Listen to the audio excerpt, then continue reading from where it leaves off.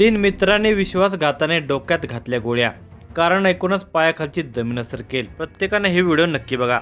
निवडणुका आल्या की पूर्व वैमनस्य उफाळून येते। राजकारणामध्ये आधी झालेल्या वादाचे उपटे काढण्याची संधी शोधली जाते। कुरघोड्या करताना काही वेळा दोस्ती करून घात केला जातो। निवडणुकीतील अडसर दूर करण्यासाठी नावलौकिक असणाऱ्याशी गोड बोलून त्याच्याशी मैत्री करून काटा काढण्याची नीच खेळी अनेकदा केली जाते। त्यामध्ये भाबड्या माणसाचा जीव जातो। असाच एक प्रकार धुळे जिल्ह्यामध्ये मोरदड गावातील जगदीश ठाकरे बाबत घडलेला आहे। समाजामध्ये मान सन्मान असणाऱ्या या तरुणाचा खून झाला आणि संतापाची लाट उसळली। या सविस्तर घटनेचा पुढे वृत्तांत पाहण्या अगोदर जर तुम्ही या चॅनलवर जर नवीन असाल तर प्लीज आपल्या या मराठी चॅनलला नक्की सबस्क्राईब करा। जळगाव झुलाल ठाकरे हा 40शी पार केलेला तरुण होता। धुळे जिल्ह्याच्या मोरदड या गावी राहणारा जगदीश ठाकरे हा स्थानिक ग्रामपंचायत राजकारणामध्ये चांगल्या प्रकारे सक्रिय होता। स्थानिक ग्रामीण राजकारणाचे वलय त्याला घरातूनच लाभलेले होते। त्याचे वडील झुलाल ठाकरे हे मोरदड गावच्या वॉर्ड क्रमांक 3 मधून ग्रामपंचायत सदस्य म्हणून निवडून आले होते। गावातील 7 पैकी 6 ग्रामपंचायत सदस्य जगदीश ठाकरे याच्या पुढाकाराने बिनविरोध विजयी झाले होते। यावरून त्यांचे स्थानिक ग्रामपंचायत पातळीवरील प्रभावी वर्चस्व दिसून येत होते। मोरदड गावाचे सरपंच पद खुल्या प्रवर्गातील महिलांच्यासाठी जाहीर झाले होते। सरपंच पदाची नियुक्ती करण्यासाठीही जगदीश ठाकरे याचाच प्रभाव उपयोगी ठरलेला होता। जगदीश याच्या पुढाकाराने महिला सरपंच पदाची माळ गावातील अशोक मगन मराठे याची आई कल्पना मगन मराठे यांच्या गळ्यात पडली होती, तर उपसरपंच पदी गोविंद शिवाजी पाटील यांची वर्णी लागली होती। मोरदड गावाच्या राजकारणामध्ये वर्चस्व असलेला जगदीश ठाकरे हा आदिवासी समाजाचे प्रतिनिधित्व करत होता। त्यामुळे गावात वीर एकलव्य यांचा पुतळा बसवून देण्याचे आश्वासन महिला सरपंच कल्पना मराठे आणि उपसरपंच गोविंद पाटील यांनी जगदीश ठाकरे यांना दिले होते। या आश्वासनाला बळी पडून जगदीश ठाकरे यांनी सरपंच आणि उपसरपंच पदावर दोघांची नियुक्ती होण्यासाठी आपले राजकीय कसब पणाला लावले होते। निवडणुकीची धामधूम आटोपलेली होती। दिवसामागून दिवस जात होते, मात्र सरपंच कल्पना मराठे आणि उपसरपंच गोविंद पाटील या एकाच समाजाच्या दोघांनी गावात वीर एकलव्य यांचा पुतळा उभारून देण्याचे आश्वासन काही पूर्ण केले नसल्यामुळे आदिवासी बांधव जगदीश ठाकरे हे वारंवार विचारणा करून हैराण करत होते। आपल्या आदिवासी बांधवांच्या बळावर तो त्यांचा म्होरक्या अर्थात लीडर झाला होता। निवडणूक आटोपल्यानंतर साधारण 3 महिन्यातच पुतळा उभा करण्यावरून वादाला सुरुवात झाली। पुतळा उभा करण्याच्या कामाला सुरुवात झाली नसली तरी या विषयावरून वादाला मात्र सुरुवात झाली होती। बघता बघता दुसरी निवडणूक जवळ येऊ लागली। या वादातून महिला सरपंच कल्पना मराठे यांचा मुलगा अशोक मगन मराठे याने त्याच्या साथीदारांच्या मदतीने जगदीश ठाकरे याच्या घरावर गेल्या वर्षी हल्ला केला होता। या हल्ल्यामध्ये जगदीश यास मारहाण झाले। या मारहाणीमध्ये आणि हल्ल्या प्रकरणी जगदीश ठाकरे याची पत्नी अरुणा ठाकरे हिने धुळे तालुका पोलीस स्टेशनला फिर्याद दाखल केली होती। त्यानुसार धुळे तालुका पोलीस स्टेशनला गुन्हा दाखल करण्यात आला होता। या घटनेनंतर दिवसामागून दिवस असेच निघून गेले।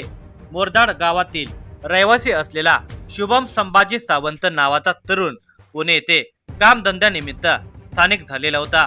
तो अधूनमधून मोरदाड या त्याच्या मूळ गावी येत होता। काही महिन्यापूर्वी तो आपल्या मूळ गावी आलेला होता। सरपंच आणि उपसरपंच यांच्या गटाशी निकटवर्तीय असलेला शुभम सावंत हा आगामी ग्रामपंचायत निवडणूक नजरेसमोर ठेवून त्यांना टिप्स देत होता। आगामी ग्रामपंचायत निवडणूक नजरेसमोर ठेवत कुणाशी वैर करू नका, गोडी गुलाबीने रहा असा सल्ला त्याने विद्यमान सरपंच आणि उपसरपंच यांना देण्यास सुरुवात केली होती। त्याने लवकरच आदिवासी समाजाचे प्रतिनिधित्व करणाऱ्या जगदीश ठाकरे याच्याशी मैत्री करून घेतली। लवकरच दोघे एकमेकांचे मित्र झाले। त्याच्या सांगण्यावरून विद्यमान सरपंच कल्पना मगन मराठे यांचा मुलगा अशोक मराठे यानेही जगदीश सोबत मैत्रीचा हात पुढे केला। जगदीश ठाकरे याने शुभम सावंत याच्या सांगण्यावरून अशोक मराठे सोबत मागचे वाद विसरून मैत्री केली। त्यानंतर जगदीश, शुभम आणि अशोक हे तिघेजण एकमेकांचे मित्र झाले आणि सोबत राहू लागली। मात्र वरवर दोघांनी जगदीश सोबत केलेली आणि दिसणारी मैत्री ही दोघांची एक खेळी होती। राजकारणामध्ये आणि आगामी निवडणुकीत वरचढ आणि अडसर ठरणाऱ्या जगदीशचा त्यांना काटा काढायचा होता। दिनांक 28 जून 2025 रोजी शुभम सावंत हा 40 गाव येथे त्याचा परिचित वीरेंद्रसिंग गोविंदसिंग तोमर याच्या घरी आला। वीरेंद्रसिंग हा गावठी पिस्टल बाळगत असे। आपण गावाकडे मोरदड येथे फिरून येऊ असे शुभमने वीरेंद्रसिंग याला सांगितले होते। शुभमच्या म्हणण्यानुसार वीरेंद्रसिंग हा शुभम राहत असलेल्या मोरदड या गावी आला। वीरेंद्रसिंग याने त्याच्यासोबत पिस्टल बाळगले होते।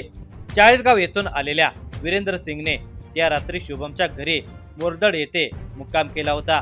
दुसऱ्या दिवशी दिनांक 29 जून रोजी सकाळी 9 वाजण्याच्या सुमारास शुभम आणि वीरेंद्रसिंग असे दोघे शिरूड चौफुलीवर फिरायला गेले। त्या ठिकाणी त्यांनी भेळ खाल्ली। भेळ चवदार नसल्यामुळे त्यांना राग आल्यामुळे त्यांनी भेळ विक्रेत्यासोबत वाद घातला। भेळ विक्रेत्यासोबत त्यांचा वाद वाढत गेल्यामुळे वाद मिटवण्यासाठी त्यांनी रागातून अशोक मगन मराठे याच्या मध्यस्थीने जगदीश ठाकरे याला बोलावून घेतले। आपण एका मित्राच्या वाढदिवसाला जाऊन येऊ अशी बतावणी करत अशोक मराठे याने जगदीशला सोबत घेत भेळ विक्रेत्याच्या ठिकाणी आणले। त्या ठिकाणी शुभम सावंत आणि वीरेंद्रसिंग तोमर या दोघांचा भेळ विक्रेत्यासोबत वाद सुरू होता। आदिवासी समाजाचे नेतृत्व करणाऱ्या जगदीश ठाकरे याने हा वाद सामोपचाराने मिटवला। भेळ विक्रेत्यासोबत झालेला वाद यशस्वीरित्या मिटल्याचे बघून शुभम सावंत, वीरेंद्रसिंग तोमर आणि अशोक मराठे हे तिघे त्याच्यावर खुश झाल्याचा देखावा करू लागले। चला आपण बाहेर कुठेतरी जाऊन पार्टी करू असे म्हणत तिघांनी जगदीशला आपल्या कारमध्ये बसवले। जगदीशने त्याच्या सोबत आणलेली मोटारसायकल त्याच ठिकाणी उभी करून तो तिघांच्या सोबत कारमधून पार्टीसाठी जाण्यास निघाला। आपण पार्टी करण्यासाठी गावातील शुभम आणि अशोक यांच्यासोबत बाहेर जात असल्याचे त्याने घरी पत्नी अरुणा ठाकरे हिला सांगितले होते।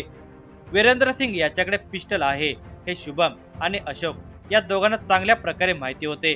केवळ जगदीश ठाकरे हा त्या माहितीपासून अनभिज्ञ होता। वाटेत जगदीशला अंधारात ठेवून तिघांनी त्याला संपवण्याचा प्लॅन आखला।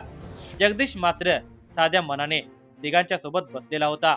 कन्नड तालुक्यातील गल्ले बोरगाव या गावच्या पुढे काही अंतर पुढे गेल्यावर तिघांनी जगदीश सोबत हेतू परस्पर वाद घालण्यास सुरुवात केली। बघता बघता वाद वाढत गेला। संधी साधत रचलेल्या कटानुसार वीरेंद्रसिंग याने जगदीशच्या डोक्यात पिस्टलच्या 2 गोळ्या झाडल्या। त्यात जगदीश ठाकरे ठार झाला। धुळे शहराच्या दिशेने जात असताना जगदीशचा मृतदेह कन्नड घाटामध्ये तिघांनी फेकून दिला। दरम्यानच्या कालावधीमध्ये मित्राच्या वाढदिवसाला जात असल्याचे सांगून बाहेर गेलेला जगदीश रात्र झाली तरी घरी आला नसल्यामुळे त्याची पत्नी अरुणा घरी काळजी करत होते। रात्री 9 वाजता तिने त्याला फोन करून त्याची विचारणा केली। मी हॉटेलमध्ये असून घरी येण्यास उशीर होईल असे त्याने तिला सांगितले होते। मात्र त्यानंतर झालेल्या घटनाक्रमामध्ये त्याची गोळी झाडून हत्या झाली। पुन्हा रात्री 9:30 वाजण्याच्या सुमारास जगदीशच्या मोबाईलवर त्याच्या पत्नीने फोन लावला असता तो लागत नव्हता। त्यानंतर वारंवार फोन करून त्याचा फोन लागत नसल्यामुळे तिचा त्याच्याशी संपर्क होत नव्हता। रात्री 9 वाजण्याच्या सुमारास तिचे पती जगदीश सोबत मोबाईलवर झालेले बोलणे अखेरचे ठरले। आपला पती कुठे असेल, त्याच्या जीवाचे काही बरे वाईट तर झाले नसेल, तो घरी का आला नाही असे एक ना अनेक प्रश्न त्याची पत्नी अरुणा तिच्या मनात येत होते। तिच्यासह नातेवाईकांनी त्याचा शोध घेण्यास सुरुवात केली। त्याचा शोध सुरू असताना तिच्यासह नातेवाईकांना दिनांक 1 जुलै रोजी शिरूड चौफुली नजीक असलेल्या पुलाखाली त्यांना जगदीशची मोटारसायकल आढळली। याच परिसरामध्ये त्याने भेळ विक्रेत्यासोबत झालेला शुभम आणि वीरेंद्रसिंग या दोघांचा वाद मिटवला होता। त्यानंतर तेथेच मोटारसायकल उभी करून तो त्यांच्या कारमध्ये बसून पुढे गेला होता। त्या ठिकाणी असलेल्या एका चहाच्या दुकानावरील महिलेला या मोटारसायकल बाबत त्याने विचारणा केली। त्यावर 1 तासात परत येतो असे सांगून या मोटारसायकलवरील तरुण 2 दिवसापूर्वी दिनांक 29 तारखेला सायंकाळी 10:30 वाजण्याच्या सुमारास तिघांच्या सोबत कारमध्ये बसून गेला होता अशी माहिती त्या महिलेने जगदीशची पत्नी अरुणा आणि तिच्यासोबत असलेल्या नातेवाईकांना दिली। 2 दिवस उलटले तरी जगदीशची मोटारसायकल त्या ठिकाणी उभी होती। मात्र तो परत आला नसल्यामुळे त्याचा शोध घेणाऱ्या नातेवाईकांच्या मनात शंकेची पाल चुकचुकली। त्यानंतरही त्याचा सर्वत्र शोध घेण्यात आला, मात्र त्याचा कुठेही थांग पत्ता लागला नाही। अखेर अरुणा ठाकरे हिने धुळे तालुका पोलीस स्टेशन गाठत आपला पती दिनांक 29 जून 2025 पासून बेपत्ता असल्याची तक्रार दाखल केली। त्या आधारे धुळे तालुका पोलीस स्टेशनला जगदीश ठाकरे बेपत्ता झाल्याप्रकरणी मिसिंग दाखल करण्यात आली। धुळे तालुका पोलीस या मिसिंगचा तपास करत होते।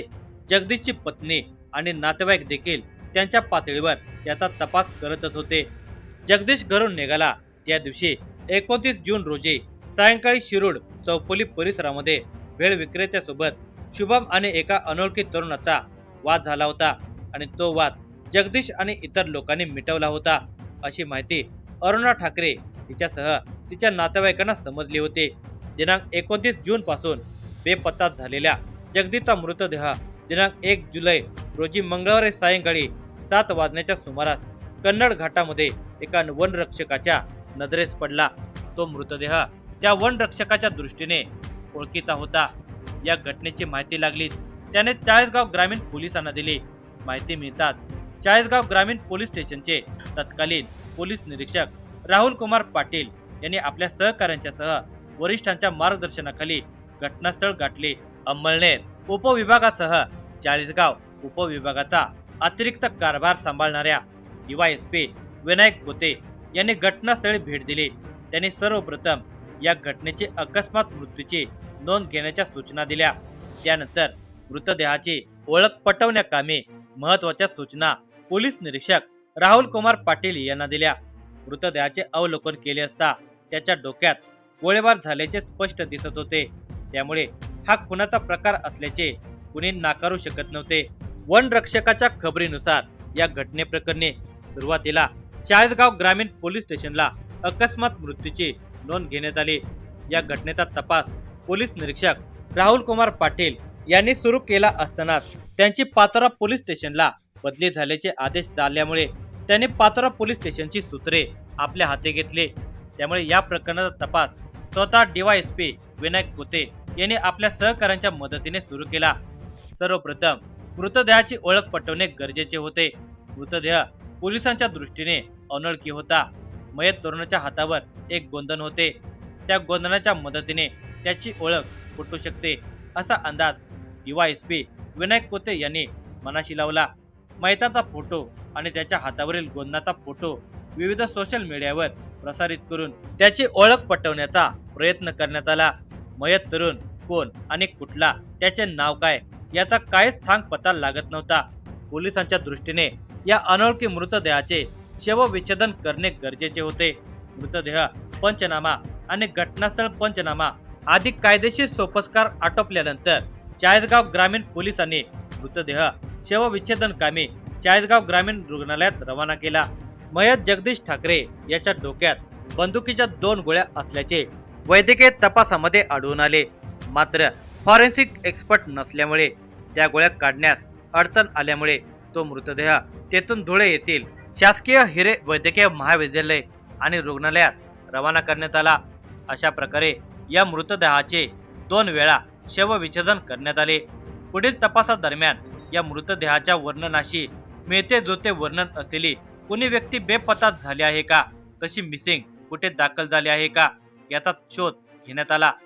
पुढील तपासामध्ये अशा स्वरूपाची मिसिंग धुळे तालुका पोलीस स्टेशनला नोंद असल्याची माहिती चाळीसगाव ग्रामीण पोलिसांना समजली। चाळीसगाव ग्रामीण आणि धुळे तालुका पोलीस स्टेशनचे अधिकारी या गुन्ह्याच्या अनुषंगाने एकमेकांच्या संपर्कात होते। या कालावधीमध्ये मयत जगदीश ठाकरे याची पत्नी अरुणा ठाकरे आणि तिचे नातेवाईक त्याचा शोध घेतच होते। आपण दाखल केलेल्या मिसिंगचा तपास कुठपर्यंत आला याची माहिती घेण्यासाठी सर्वजण धुळे तालुका पोलीस स्टेशनला दिनांक 2 जुलै रोजी आले होते। त्यावेळी पोलीस निरीक्षक धनंजय पाटील यांनी आलेल्या सर्वांना कन्नड घाटामध्ये आढळून आलेल्या मयत तरुणाचे फोटो आणि त्याच्या हातावरील गोंधन दाखवले होते। फोटो बघताच हा आपला पती जगदीश ठाकरे असल्याचे अरुणा ठाकरे हिने ओळखले। अशा प्रकारे मयताची ओळख पटली आणि धुळे तालुका पोलीस स्टेशनला दाखल मिसिंगचा तपास पूर्णत्वाकडे गेला।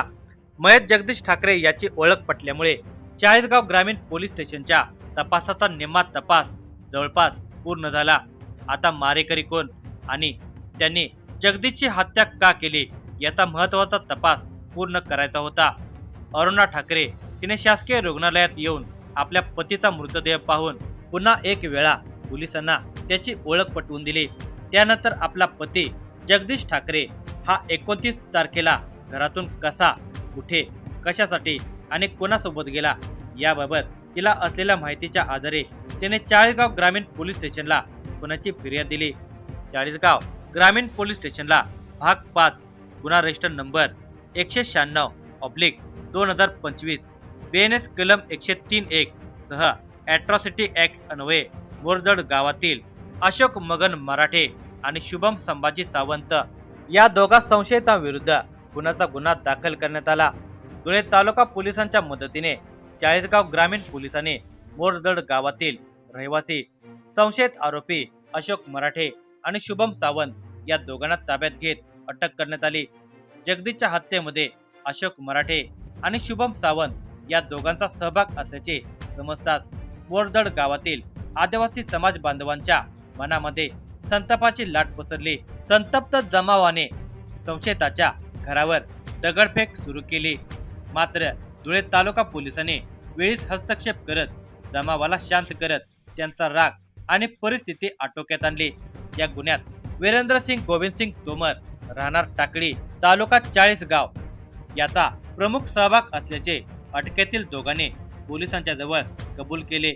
त्याने जगदीशवर गोळीबार केल्याचे दोघांनी पोलीस कोठडी दरम्यान कबूल केल्यामुळे फरार झालेल्या संशयित वीरेंद्रसिंग तोमर याला उशिरा रात्री शिताफीने अटक करण्यात आली. तिघा संशयितांना न्यायालयामध्ये हजर केले असता न्यायालयाने त्यांना दिनांक 8 जुलैपर्यंत पोलीस कोठडी सुनावली होती.